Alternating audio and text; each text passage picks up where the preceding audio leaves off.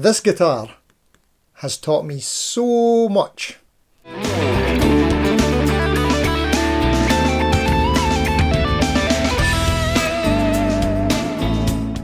It's so unbelievably feature-packed that it's changed the way I think about specs on a guitar, for the ultimate in versatility, functionality, and I think it looks no bad too, in my opinion. It's inspired me to steal a lot of its features and ideas for some of my existing guitars, but it's still not perfect, although it's pretty close. Today we're going to have a look at the Charvel Pro Mod DK22 SSS 2PTCM. It's a bit of a mouthful, we'll get to that later. We're going to have a look at the specs, hear some tones, have a wee jam, and I'm going to let you know 10 pros and 3 cons, and we'll look at what other alternatives are available. Okay, so long model name here, let's take it apart. So Charvel, of course, is the brand name. If you've never heard of Charvel, then go and buy yourself a nice hat and put it on sideways and come back and watch the rest of this. Pro Mod is for the Pro Modern series. DK is short for dinky, which means it's small. 22 for the number of frets, because there's 22 frets on it. SSS for 3 single coils, which is lies. 2PT is the 2-point trem, and the CM is for the caramelised maple neck. See? It's easy. I mean, the tediously long name almost tells you all the specs, but there's more. So much more. Here's the specs. Specs for the Charvel Pro Mod DK22 SSS TPT CM. It's an alder dinky body, which is pretty much a super strat shape, but it's 7/8 the size. It weighs in at 6.88 pounds, finished in electric blue satin, and it's got loads of ergonomic contours. The pickups are all Seymour Duncan, HSS configuration, although it's marketed as SSS, we'll get to that later, with a hot rails in the bridge, which is slanted in the opposite direction than you'd expect.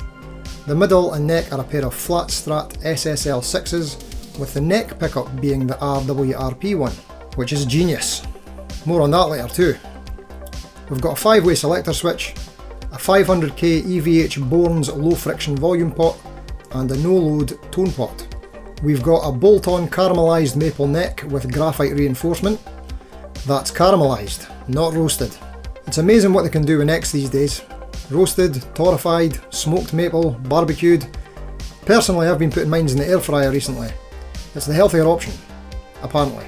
12 to 16 inch compound radius, finished in hand-rubbed satin urethane. 25.5 inch scale length with 22 jumbo frets.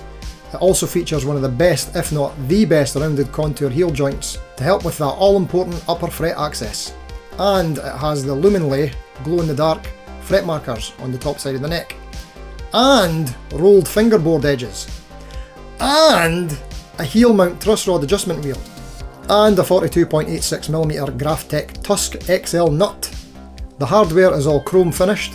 We've got Charvel branded locking tuners and a Goto custom 510 trem, which is incredible, and there'll be more on that later too. It comes stock with 9 to 42 gauge strings, no gig bag or case, but you do get a lovely cardboard box. You might also be interested to know that this guitar is the exact same specs as the signature model of Jazz Fusion ace, Burt Reynolds. If you've been thinking about getting one of those but don't want to pay the outrageous Burt Reynolds prices, then this Charvel could be the option for you. Pickup readings are bridge 15.71k, bridge split and middle 4.98k, bridge and neck 4.92k, middle and neck 6.47k, and the neck 12.71k. Now here's some tones. Each pickup position, clean and dirty, going through the Line 6 HX Stomp XL direct into a Roland Go Mixer Pro X. The cleans are with a Fender twin style amp with a touch of reverb, and the dirty channel is 2 stacked overdrives, a TS9 type and an OCD type, with the same reverb applied as on the clean tones. Enjoy!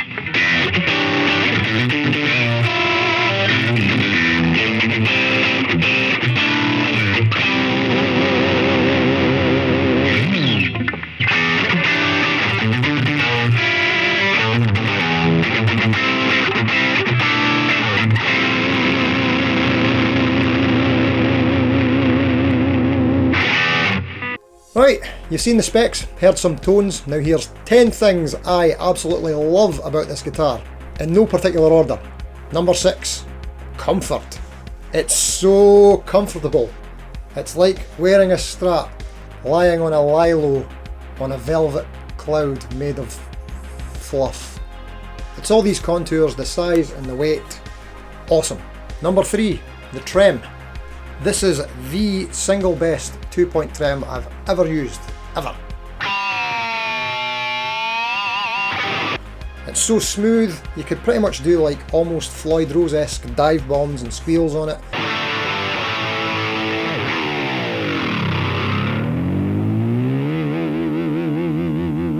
And it stays pretty much in tune. If not, you could just give it a wee push or a pull to reset it and you're good.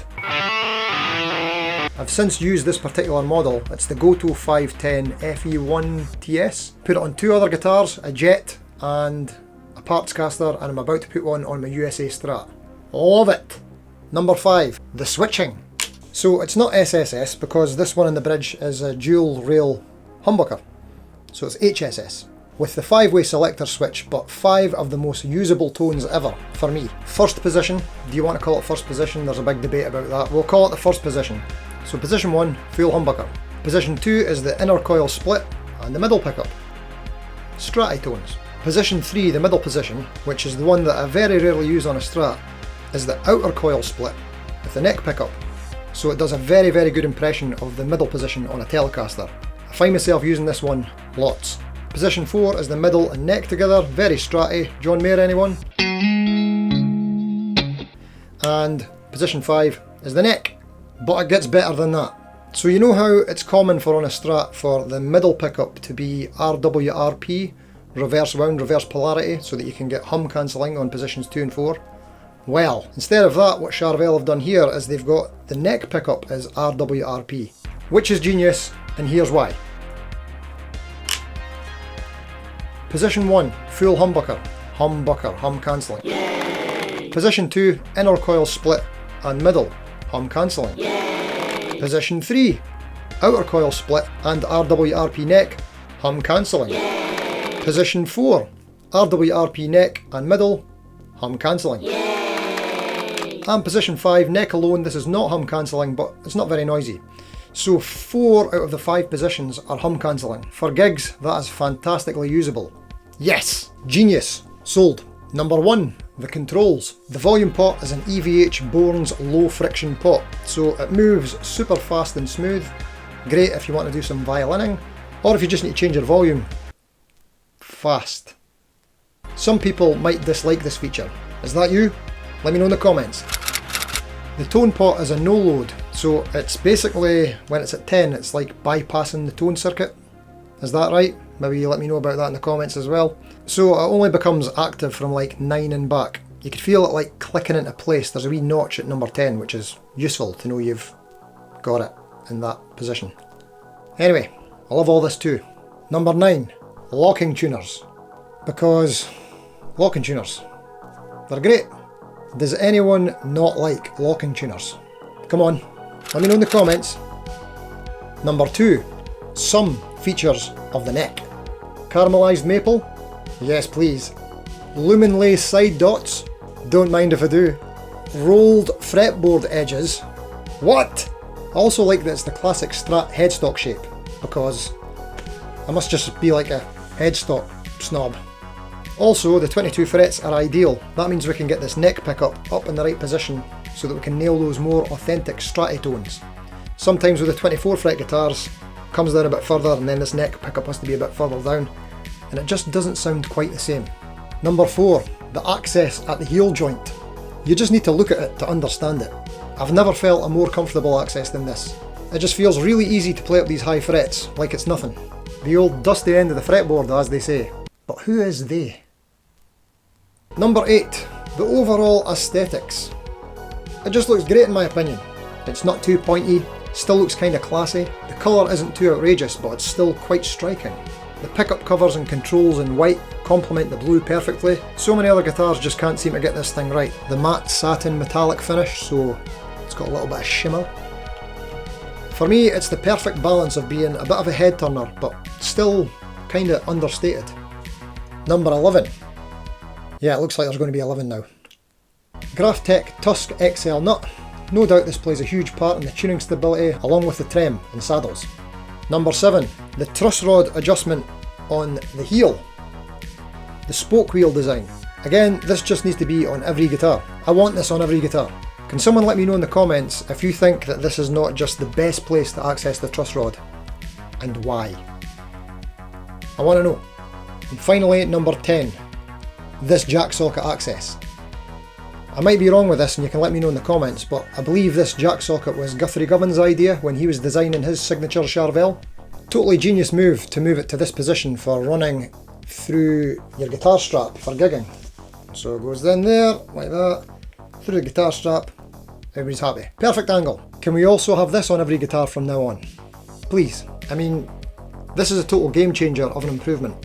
A lot of people talk about the PRS Silver Skies jack socket design, and yeah, it's nice and smooth and cool looking design, but come on, this is genius.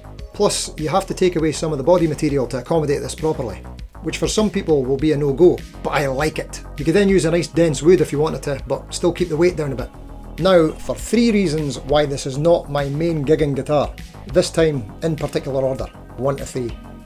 By the way, if you're getting any value from this video, please consider giving it a wee thumbs up, or you could even subscribe to the channel. I know, it's a big ask, a big commitment.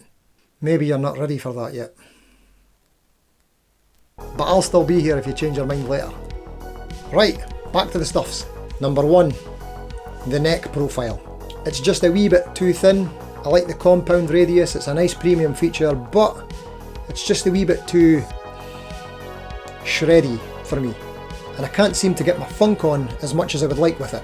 I actually feel that it does improve my lead playing or shredding, but for my purposes I'm playing leady shreddy stuff like less than 10% of the time at gigs, and that's how I like it too. Number 2, the pickups. Just a wee bit too hot for me. I mean, it's an easy fix though, I could easily chuck in something more suited to my tastes, and I might do that in the future. Number 3. Well, it looks like there's actually no number 3. I think that's about it, it's almost the perfect guitar. Actually, no. I would like stainless steel frets on this. Now, if you were to add up the cost of all these individual parts, I mean, we've got some really high-end features here. Seymour Duncan pickups, go-to trem, lock and tuners, roasted maple neck, Graphtec nuts, all this stuff. It's amazing that you can get this new for like around £849 these days. What? I think they'd always been sitting at around just under £1,000, but I got ridiculously lucky. I scored this one used off eBay in immaculate condition, delivered with a soft hard case thing for £600. And you can still see them at those prices used, check them out.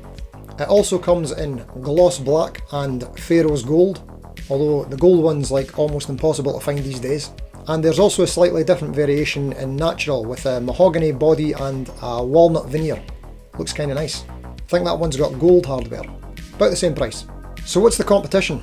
Well, maybe you could tell me, I'd be keen to know, in the comments of course. In fact, do you know of any other guitars that has almost the same feature set, but with stainless steel frets and a 9.5 inch radius? I'd be all over that. I'd even settle for 9.5 to 12 inch compound radius. Let me know if you know of any guitars that are that. I want to know, I want it! That would be my signature model. So anyway, speaking of similar guitars, I'd just like to shout out the Harley Benton Fusions. I've got one of them reviewed up there by the way, check it out. Anyway, very similar feature set, although the Harley Benton has stainless steel frets, and maybe arguably even a nicer neck in my opinion. But it's not quite as stratty as this Charvel. So what else do we have? Maybe the Schecter Nick Johnson or an Eert? Maybe, but probably not. A modded Fender or Squire or Fazley or Jet? Well, that's what I'm trying to do these days. Modding seems to be the only way to get all the features I want on the one guitar. Anyway, so what say you? What did you think of this particular guitar? Are any of these features deal breakers for you? You know what to do. Let me know in the comments. Let's get the conversation going. Alright, well, thanks for watching. Maybe you can hit like and subscribe and stuff if you want. Anyway, I'll see you in the next one. See you later.